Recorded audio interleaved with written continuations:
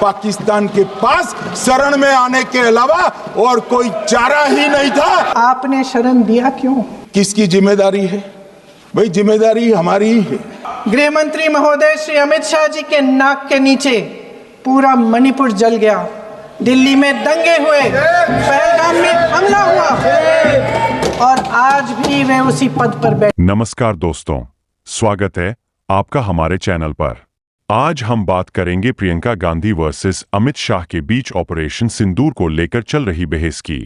Video में हम देखेंगे दोनों पक्षों की राय, बहस की हॉट पॉइंट्स और जनता की प्रतिक्रिया।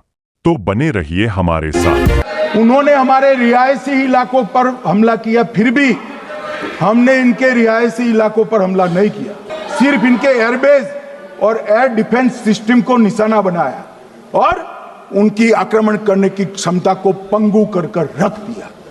हमारी पूरी सेना, पूरी वायुसेना, पूरी नौसेना अक्षुण्ण थी और उनकी हमला करने की क्षमता को हमने छिन्न विछिन्न कर दिया।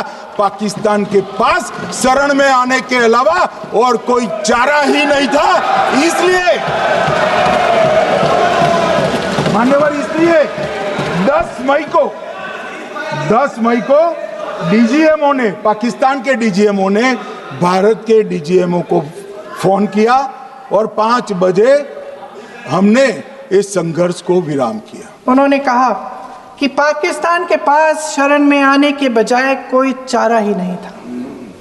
आपने शरण दिया क्यों?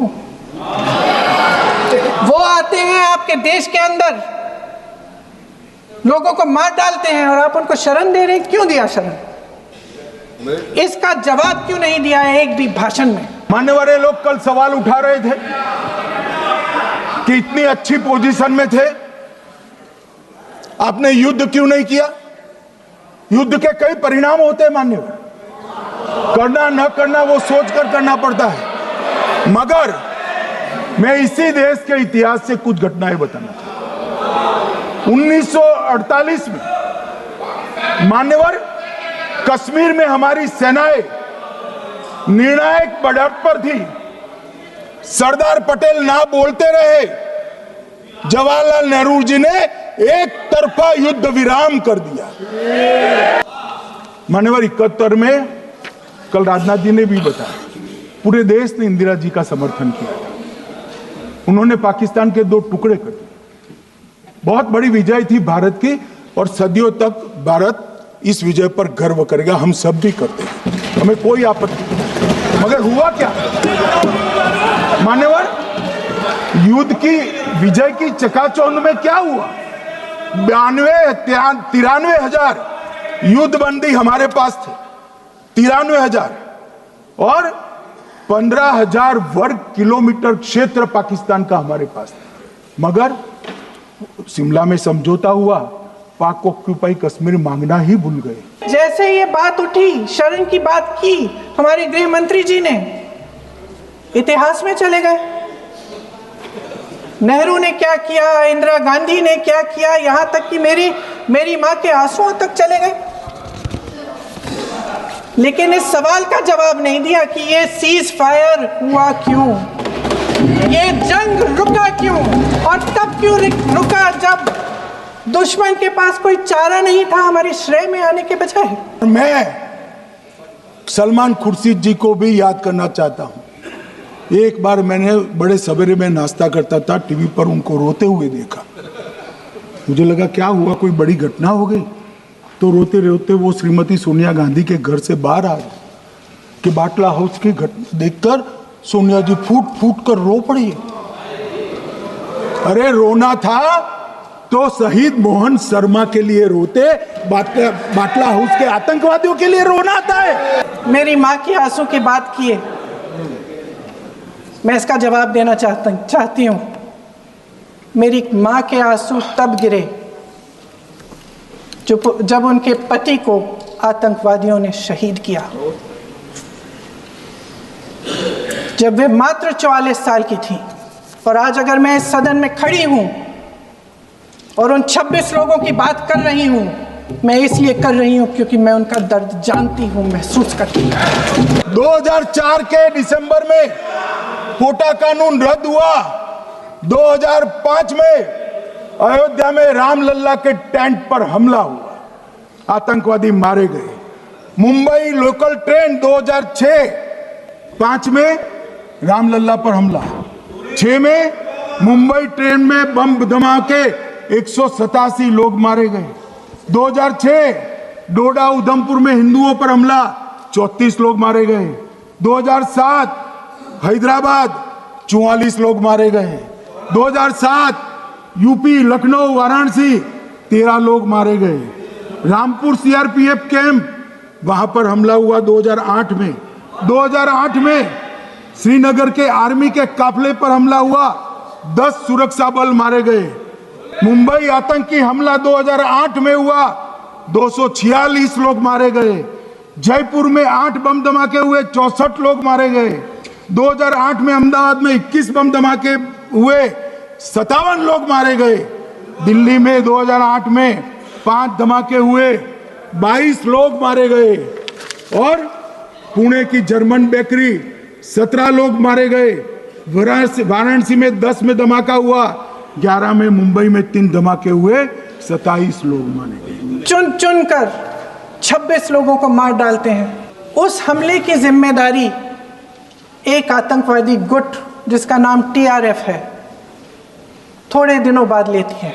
और 2020 अप्रैल 2020 से लेकर 22 अप्रैल 2025 तक इन्होंने 25 आतंकवादी हमले किए। गृह मंत्री महोदय ने जब यूपीए सरकार के समय के आतंकवादी हमले गिने तो लगभग 25 गिनवाए थे अभी अपने भाषण में। इस गुट ने कश्मीर में 25 हमले 2020 और 2025 के अंदर, कुल मिलाकर 2020 से लेकर 22 अप्रैल 2025 तक TRF ने 41 सेना और सुरक्षा कर्मियों की हत्या की, 27 सिविलियन की हत्या की और 54 लोगों को घायल किया था। भारत सरकार ने TRF को आतंकवादी संगठन का दर्जा कब दिया?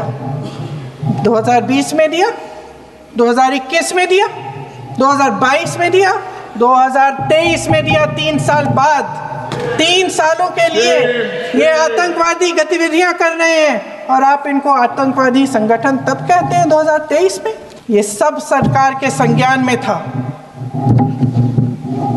और आप मुझे बताना चाहते हैं, सत्ता पक्ष के नेता बताना चाहते हैं कि ये सब आपके संज्ञान में था, लेकिन कोई भी एक ऐसी एजेंसी नहीं है हमारी सरकार की जिसको पता चला कि ऐसा हमला, ऐसा भयानक हमला होने जा रहा है हमारे देश में, कि पाकिस्तान में बैठे हुए इस हमले की योजना बन रही है कि हम भारत जाके हैवानियत करेंगे, 26 लोगों को मार डालेंगे और हमें पता ही नहीं है।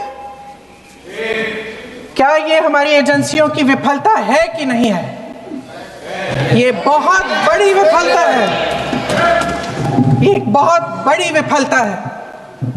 जानते थे कि ये गुट है, जानते थे कि 5 सालों से ये आतंकवादी हमले कर रहा है, अध्यापकों को मारा, आर्मी के बड़े बड़े अफसरों को मारा, आम जनता को मार डाला, पुलिस वालों को मार डाला, और आप इन पे निगरानी नहीं रख रहे थे।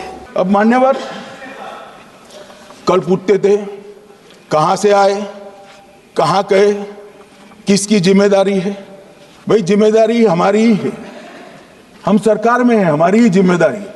मगर मैं पूछता हूं जब आप सरकार में थे तब क्या क्या हुआ था, इसकी जिम्मेदारी किसकी थी और क्यों निर्वहन नहीं किया, वो भी बाद में पूछूंगा। कल सत्ता पक्ष और आज भी सत्ता पक्ष के नेताओं ने 2008 के मुंबई के हमलों का जिक्र किया, बार बार कहा कि मनमोहन सिंह जी की सरकार ने कुछ नहीं किया।